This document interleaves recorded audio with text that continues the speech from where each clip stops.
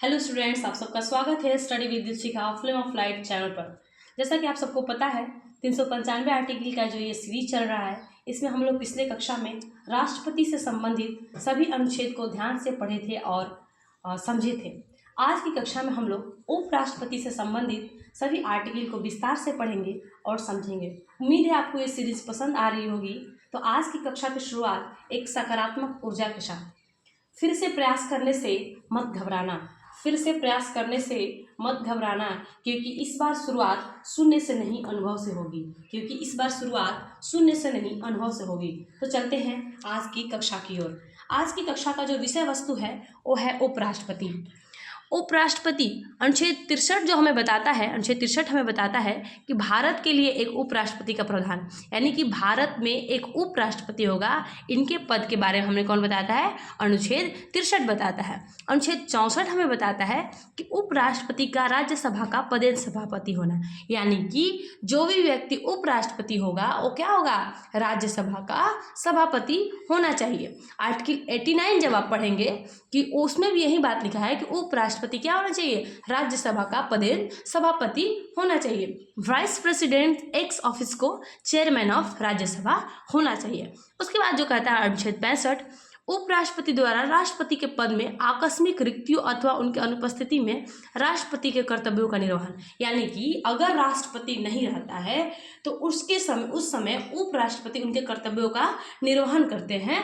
उस पद की रिक्ति को क्या करते हैं? फुलफिल करते हैं, उनके काम को पूरा करते हैं। अगर राष्ट्रपति नहीं रहते हैं तो अनुच्छेद 66 जो बताता है उपराष्ट्रपति का निर्वाचन, यानी कि वाइस प्रेसिडेंट के इलेक्शन के बारे में हमें कौन बताता है? आर्टिकल 66 बताता है। ये बताता है कि उनके जो निर्वाचन होता है उसमें लोकसभा प्लस राज्यसभा, यानी कि all member of Lok Sabha and Rajya Sabha will be participated in election of the vice president. कुल मिला के आप याद रखेंगे कि सभी मेंबर इसमें निर्वाचित और मनोनीत सभी मेंबर जो है इसमें पार्टिसिपेट करता है। कहता है कि जो राष्ट्रपति बनने के लिए जो आपकी योग्यताएं होनी चाहिए, उसकी भारत का नागरिक होना चाहिए कोई व्यक्ति, 35 वर्ष की आयु पूरी कर चुका होना चाहिए, राज्यसभा का सदस्य निर्वाचित होने की योग्यता रखता हो, निर्वाचन के समय किसी प्रकार के लाभ के पद पर न हो और वह संसद के किसी सदन या राज्य के विधानमंडल के किसी सदन का सदस्य नहीं हो सकता है। और यदि ऐसा व्यक्ति उपराष्ट्रपति निर्वाचित हो जाता है तो यह समझा जाएगा कि उसने उस सदन का अपना स्थान अपने पद ग्रहण करने की तारीख से रिक्त कर दिया है। कुल मिलाकर आप याद रखेंगे कि उपराष्ट्रपति बनने के लिए जो योग्यताएं होनी चाहिए कि भारत का नागरिक होना चाहिए, 35 वर्ष की आयु पूरी कर चुका हो, राज्यसभा का सदस्य निर्वाचित होने की योग्यता रखता हो, निर्वाचन के समय किसी लाभ के पद पर नहीं हो। अनुच्छेद जो 66 हम लोग पढ़ रहे थे उपराष्ट्रपति के निर्वाचन, इसमें जो है आप समझेंगे कि कहता है कि इनका जो निर्वाचन होता है किस मत से होता है, किस पद्धति के द्वारा होता है। जिस प्रकार से हम लोगों ने राष्ट्रपति के चुनाव में पढ़ा था कि राष्ट्रपति का जो निर्वाचन होता है एकल संक्रमणीय मत पद्धति के द्वारा होता है, उसी प्रकार से उपराष्ट्रपति का निर्वाचन भी एकल संक्रमणीय मत पद्धति के द्वारा होता है। कहता है कि इनका जो निर्वाचन होता है वो गुप्त मतदान द्वारा होता है ना। संसद के दोनों सदनों से बनने वाले निर्वाचक गण में निर्वाचित एवं मनोनीत सदस्य इसमें शामिल होते हैं।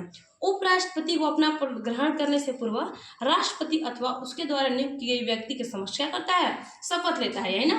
अनुच्छेद 69 हमें बताता है उपराष्ट्रपति द्वारा शपथ का प्रतिज्ञा। क्या शपथ लेता है? संविधान की रक्षा करना जो है राष्ट्रपति और उपराष्ट्रपति दोनों जो है संविधान का शपथ लेते हैं। उसके बाद अनुच्छेद 70 जो बताता है, कहता है अन्य आकस्मिकताओं में राष्ट्रपति के कर्तव्यों का निर्वहन, है ना।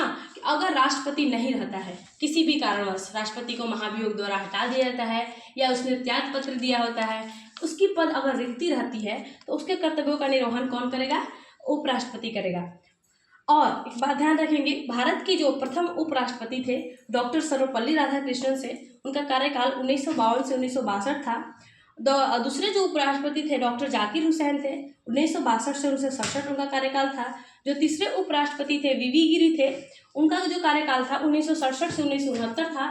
जो चौथे राष्ट्रपति थे गोपाल स्वरूप पाठक थे, 1969 से 1974 उनका कार्यकाल था। पांचवें जो थे बीडी जती थे, 1974 से 1989 उनका कार्यकाल था। छठे जो थे न्यायमूर्ति हिदायतुल्ला थे, उनका कार्यकाल 1989 से 1984 था। सातवें जो थे आर वेंकट रमन थे, 1984 से 1987 उनका कार्यकाल था। 8वें जो थे डॉक्टर शंकर दयाल शर्मा थे, उनका जो कार्यकाल था 1987 से 1992 था। जो 9वें थे डॉक्टर आर नारायण थे, उनका जो कार्यकाल था 1992 से 1997 थे। और 10वें जो थे कृष्णकांत थे, 1997 से 2002 उनका कार्यकाल था। और भैरव सिंह शेखावत 2002 से 2007 था। अहीम अंसारी 12वें नंबर के, जो हामिद अंसारी 12वें नंबर के उपराष्ट्रपति थे, उनका कार्यकाल जो था वो 2007 से 2017 था। और एम वेंकैया नायडू, इनका जो कार्यकाल था 2017 से चलता आ रहा था। आपके लिए एक सवाल रहेगा कि कमेंट बॉक्स में आप बताएंगे कि वर्तमान में भारत के उपराष्ट्रपति कौन है। इसके अलावा हम लोग समझेंगे कि उपराष्ट्रपति की निर्वाचित संबंधित विवादों का निपटारा कौन करता है। उच्च न्यायालय, सर्वोच्च न्यायालय करता है। उच्चतम न्यायालय कहता है कि अनुच्छेद 71 बताता है कि उपराष्ट्रपति के चुनाव संबंधी या उससे संबंधित किसी भी तरह का विवाद के बारे में हमें कौन बताता है, हमें जो उच्चतम न्यायालय सुप्रीम कोर्ट में आप जाएंगे तो वहाँ बताया जाता है कि निर्वाचन अवैध रूप होने पर उसके लिए क्या किया गया, क्या कार्य दिया गया है, क्या जो है सजा के प्रावधान है, उसका निपटारा कौन करेगा, उच्चतम न्यायालय करेगा। कह रहा है राष्ट्रपति के पद खाली रहने पर उपराष्ट्रपति राष्ट्रपति की हैसियत से कार्य करता है। अनुच्छेद 65 में हम लोग पढ़े थे। उपराष्ट्रपति को राष्ट्रपति के कार्य के रूप में करने की अधिकतम अवधि 6 महीने होती है। इस दौरान राष्ट्रपति का चुनाव करा लेना अनिवार्य होता है। राष्ट्रपति के रूप में कार्य करते समय उपराष्ट्रपति को राष्ट्रपति की सभी शक्तियों को क्या कहता है, उन्मुक्तियों, उपलब्धियों और पदों का विशेष अधिकार प्राप्त होता है। जिस किसी काल अवधि में उपराष्ट्रपति राष्ट्रपति के रूप में कार्य करता है वह राज्यसभा के सभापति के पद के कार्यों को नहीं कर सकता है। एक क्वेश्चन था सबके माइंड में कि क्या वो सभापति का कार्य भी करेगा और उपराष्ट्रपति कार्य करेगा। नहीं, अगर वो उपराष्ट्रपति राष्ट्रपति कार्य करता है तो वो सभापति का कार्य नहीं करेगा। अनुच्छेद 97 के अधीन राज्यसभा के सभापति के वेतन या भत्ते का हकदार नहीं होगा, है ना। जो राज्यसभा का सभापति होता है उसका जो वेतन मिलता है वो उसको नहीं मिलेगा। आप याद रखेंगे, एक समय में वो 2 जगह पर कार्य नहीं कर सकता है। जो अनुच्छेद 72 बताता है हमें कि राष्ट्रपति के समक्ष जो है कुछ क्षमा का प्रावधान है। राष्ट्रपति कुछ क्षमा करने की पद मिला गया है। जो पहला है क्षमा, राष्ट्रपति किसी की भी सजा क्या कर सकता है, पूरी तरह से माफ कर सकता है, पार्डन कर सकता है।